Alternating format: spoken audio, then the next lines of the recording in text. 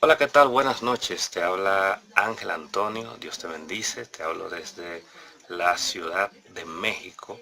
Soy el director del Ministerio Generación Unida por Jesucristo y este es nuestro primer Facebook Live, de los cuales vamos a estar teniendo cada jueves. Estaremos compartiendo 3 preguntas de las cuales recibimos en nuestro ministerio y de las que son de carácter general estaremos compartiendo por esta vía. Al terminar la transmisión te estaré compartiendo los diferentes datos de contacto de nuestro ministerio para cualquier comentario, inquietud o pregunta que tengas. Con mucho gusto estamos para servirte. Sin más preámbulo, vamos a empezar con la primera de las 3 preguntas que tenemos para esta noche. Y la pregunta que hemos recibido es la siguiente: ¿sufrirá Dios por todos aquellos que sean eternamente condenados? Esta es una pregunta muy interesante porque estamos hablando de la eternidad.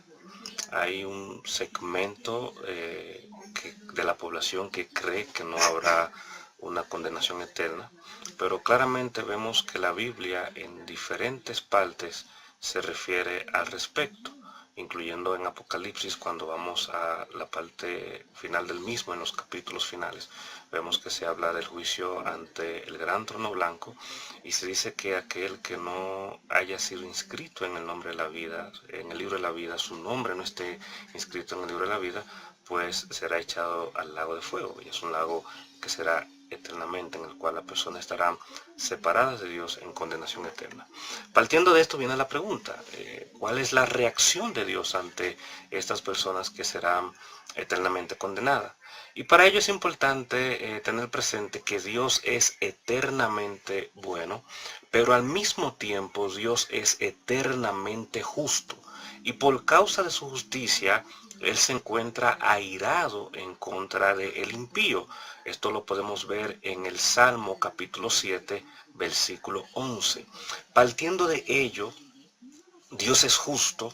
Entonces Él, cuando condena al impío, Él está aplicando su justicia de manera correcta. ¿Por qué?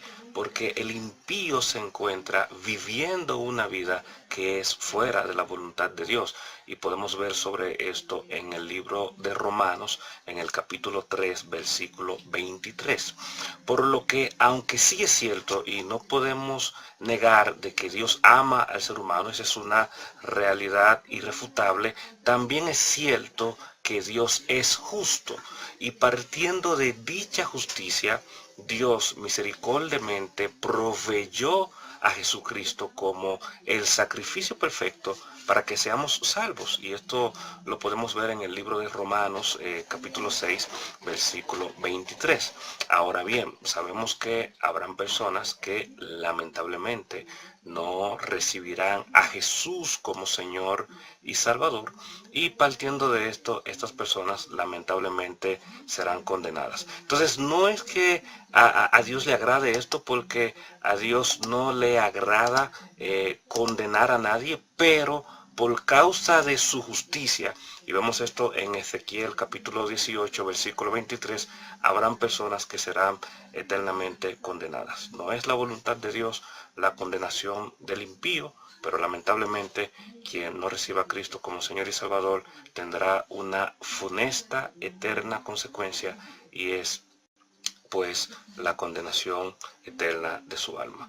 Esta es la respuesta para la primera pregunta que hemos recibido para esta noche: si sufrirá Dios por aquellos que sean eternamente condenados. Y bueno, puedes dejarme en tu comentario cualquier pregunta, inquietud o comentario respecto a esta respuesta, y con mucho gusto podemos seguir de manera más amplia debatiendo sobre este tema. La segunda pregunta que hemos recibido para esta noche, y también vamos a estar contestándola, es sobre ¿cómo sé si amo a Dios lo suficiente? Esta es una pregunta que me llamó mucho la atención y me agradó mucho recibirla, porque es una pregunta que implica que la persona que la hizo está genuinamente preocupada por tener cada vez un amor más amplio hacia Dios. Para contestar esta pregunta, ¿cómo sé si amo a Dios lo suficiente? Hay diversas citas bíblicas que podemos utilizar como base, pero vamos a trabajar con dos citas bíblicas para ello. La primera es Mateo capítulo 22, versículo 37 en su parte B, donde dice, amarás al Señor tu Dios con todo tu corazón y con toda tu alma y con toda tu mente. La segunda cita bíblica es Juan capítulo 14, versículo 15. Si ustedes me aman, guardarán mis mandamientos. Partiendo de la primera cita bíblica, que es amar a Dios con todo nuestro corazón, alma y mente, de una manera u otra nos damos cuenta que todos los seres humanos nos quedamos cortos, humanamente hablando, de cumplir esta cita bíblica como tal. ¿Por qué?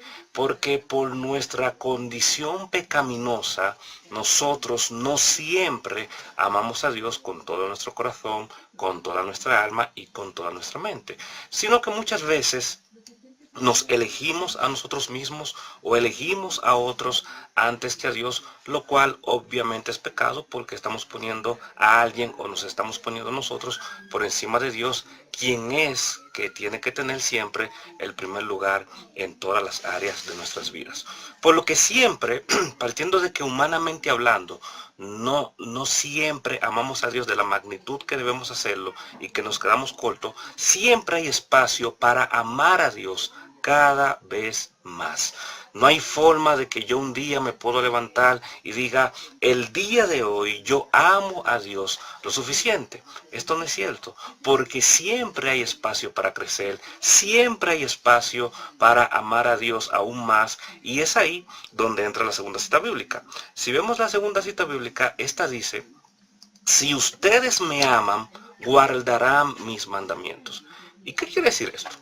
Nuestro objetivo en la vida es conocer cada vez más a Dios, y por medio de querer conocer cada vez más a Dios, nos vamos dando cuenta en el tiempo qué le agrada a Dios, qué es bueno desde el punto de vista de Dios, qué cosas no le agradan a Dios, cuáles cosas van de acuerdo a la voluntad de Dios y cuáles cosas no van de acuerdo a la voluntad de Dios.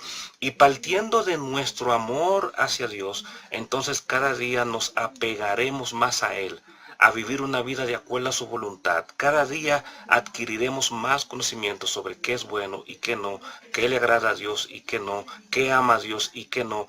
Y partiendo de que queremos amar a Dios cada vez más, entonces buscaremos la forma de ir viviendo una vida que sea más de acuerdo a lo que es agradable para Él. Y de esta manera cada día estaremos dando un paso hacia adelante en cuanto a tener un amor más genuino, más intenso hacia Dios.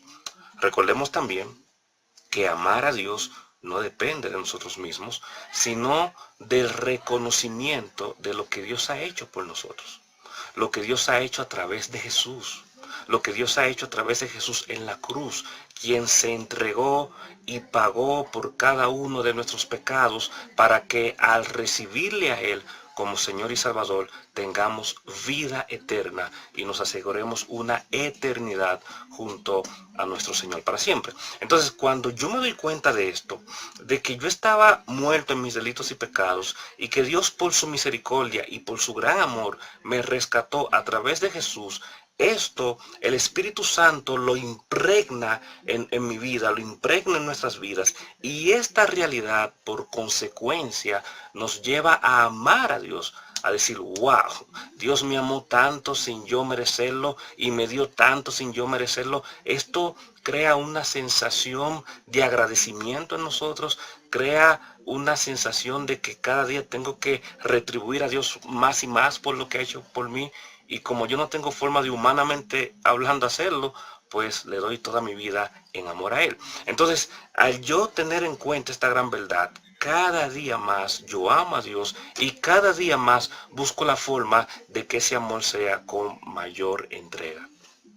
Ahora, si sentimos que no amamos a Dios lo suficiente, y es normal que podamos sentir esto, lo que tenemos que hacer es precisamente hablar con el autor del amor, porque Dios es amor. Entonces tenemos que hablar con Dios a través de la oración y pedirle a Dios que nos ayude a conocerle más. Y al conocerle más, por consecuencia, esto nos va a llevar a amarle más. Ahora, alguien se puede preguntar, ¿cómo yo puedo conocer a Dios más? ¿Cómo puedo saber más sobre Dios, sobre su carácter, sus atributos, sobre quién Él es? Ahí está la Biblia. Necesitamos de manera muy importante leer la Biblia para de esta manera conocer más a Dios. Y al conocer más a Dios, comprenderemos lo que Él ha hecho y lo que Él sigue haciendo por nosotros. Ya no estaremos viendo a un Dios de acuerdo a lo que yo pienso o lo que yo creo, sino estaré viendo a Dios de acuerdo a lo que su palabra dice, porque la Biblia es la misma palabra de Dios. Entonces Dios se nos revela a través de su palabra, a través de la Biblia, y al revelársenos a través de la Biblia, lo conocemos tal como es, conocemos lo que Él ha hecho, lo que Él sigue haciendo y seguirá haciendo por nosotros. Y esto cada día nos va a llevar entonces a amarle más y más. ¿Quieres amar más a Dios? Lee la Biblia. ¿Quieres amar más a Dios? Cada día entra a la palabra y vas a poder ver quién es Dios realmente. Y de esta manera tendrás un amor mucho más genuino hacia Él. Esta es entonces la segunda pregunta. ¿Cómo sé si amo a Dios lo suficiente? Cualquier pregunta que tengas, de acuerdo a la respuesta que hemos compartido, cualquier comentario que tengas, déjanos saber por favor a través de los comentarios y con mucho gusto podemos seguir ampliando el debate sobre este tema. La tercera pregunta que tenemos y que queremos compartir en esta noche la respuesta es una pregunta muy interesante porque tiene que ver de una manera u otra con la salvación. Y es, ¿cuál es la diferencia entre justificación y santificación? Hay que recordar que cuando recibimos a Cristo como Señor y Salvador, somos salvos, pero también viene por consecuencia el que somos justificados y también el que somos santificados. Hablemos ahora sobre la diferencia entre ambas. La justificación es cuando Dios cancela la deuda del pecador por causa de sus pecados. Y Dios cancela la deuda que el pecador tiene por medio del sacrificio que Cristo realizó en la cruz del Calvario, cuando Cristo derramó su sangre por cada uno de nosotros. Una expresión clave en esto es cuando Jesús, estando en la cruz, pronuncia la expresión consumado es, que quiere decir hecho está, que quiere decir la deuda ha sido pagada, la deuda ha sido cancelada. Entonces, cuando Cristo se sacrificó por nosotros en la cruz, esto sirvió para que nuestra deuda pecaminosa quedara paga. Cuando yo veo esto efectivo en mi vida, humanamente hablando, porque hay que recordar que Dios desde antes de la fundación del mundo puso su vista en nosotros, humanamente hablando, cuando yo veo esto efectivo, cuando yo por fe, yo como pecador, por fe recibo a Cristo como mi Señor y mi Salvador, yo me arrepiento, confieso cada uno de mis pecados y pido perdón, reconociendo que mi perdón solamente está en Jesucristo como Señor y Salvador. Entonces, esto es la justificación. Cuando Dios cancela la deuda que yo tenía que pagar por causa de mi pecado, deuda que es pagada por medio del sacrificio de Cristo, su muerte y su posterior resurrección.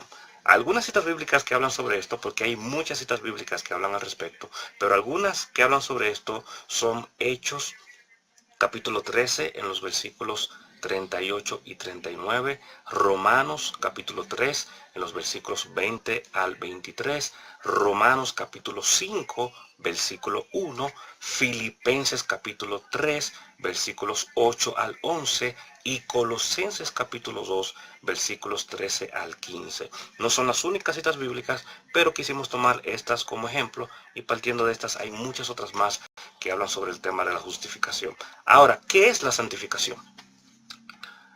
Por el otro lado, la santificación es el proceso o el resultado de ser hecho santo.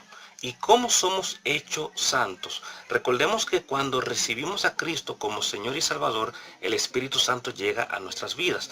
Un ejemplo de esto es Hechos capítulo 2, cuando los 120 seguidores de Cristo que estaban en una habitación comúnmente conocida como un aposento alto, estaban todos unánimes orando, descendió el Espíritu Santo sobre ellos y entonces en ese momento ellos fueron santificados y vemos cómo empezaron a hablar en otros idiomas. La gente que estaba alrededor los escuchó hablar, se acercaron y ahí viene el tremendo discurso, sermón, mensaje o prédica del apóstol Pedro que vemos igual en Hechos capítulo 2. Esta prédica que da Pedro la da estando llenos del Espíritu Santo. Entonces el Espíritu Santo llega a nuestras vidas y nos santifica.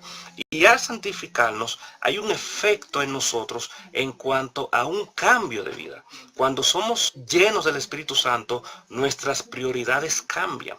Cuando somos llenos del Espíritu Santo, nuestra manera de pensar cambia. Y ahí entra más o menos en connotación lo que dijo el apóstol Pablo cuando se pronunció diciendo, si alguno está en Cristo, nueva criatura es, las cosas viejas pasaron y ahora todas son hechas nuevas. ¿Por qué lo viejo quedó atrás? Hablando de lo viejo desde el punto de vista pecaminoso y por qué ahora todo es nuevo, hablando desde el punto de vista de una nueva vida santificada por el efecto del Espíritu Santo en cada uno de nosotros. Entonces, cuando nosotros somos llenos del Espíritu Santo, no nos aislamos del mundo como tal, sino que nos aislamos de todo lo que produce pecado en el sistema pecaminoso del mundo. Y ahí entra más o menos la respuesta que dábamos en la pregunta pasada de cómo saber si amo a Dios lo suficiente, y comentábamos el tema de que cuando amamos a Dios pues buscamos la forma de agradarle a Él.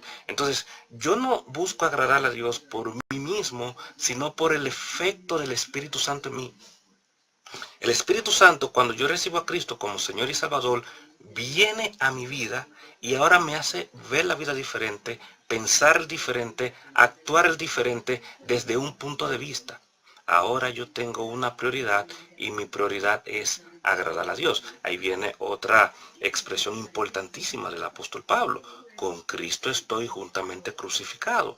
Ya no vivo yo, ahora Cristo vive en mí. O sea, cuando yo recibo a Cristo como Señor y Salvador, ya yo no soy el centro de mi vida. Dios pasa a ser el centro de mi vida en Cristo Jesús. Y quien produce esa convicción en mí es el Espíritu Santo. Por lo tanto, el estilo de vida que yo voy a vivir ahora es un estilo de vida que no se enfoca en mis propios deseos, metas y objetivos, sino se enfoca en agradar a Dios, quien es el que dirige mi vida. Nosotros no hacemos esto por obligación, porque mucha gente puede pensar que esto lo hacemos como con una carga o lo hacemos a fuerzas. No, nada que ver. Lo hacemos por amor.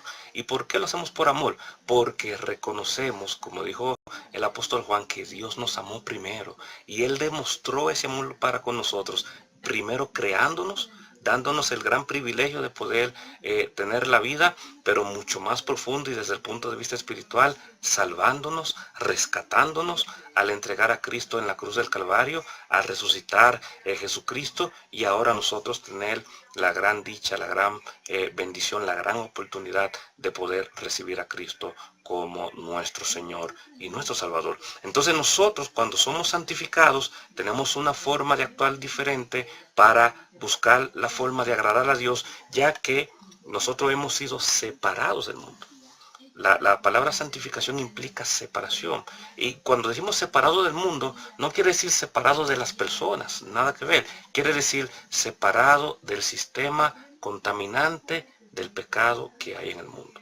Cuando yo identifico que cierta área de la vida es de pecado, cierta acción no es de bien, cierta forma de actuar o de vivir no es agradable a Dios, el Espíritu Santo que está en mí me lleva a comprender que eso no es correcto y yo me aparto de eso. Y lo aparto no por mí, sino que me aparto de ello para agradar a Dios, quien es la prioridad de mi vida. Entonces, eso es la santificación. Estar separados del sistema pecaminoso del mundo y consagrarnos para agradar a Dios. preocuparnos por vivir una vida que sea de acuerdo a su voluntad. Y ahí entra la respuesta también que compartíamos en la pregunta pasada. La importancia de leer la Biblia para conocer más a Dios, para saber más quién es Dios y al mismo tiempo identificar, porque Dios claramente nos habla en su palabra y amorosamente nos muestra: esto a mí me agrada y esto no me agrada. Entonces la santificación implica esto: a través del Espíritu Santo comprender lo que a Dios no le agrada para enfocarnos y dirigirnos en un estilo de vida que sea de acuerdo a lo que a Dios le agrada.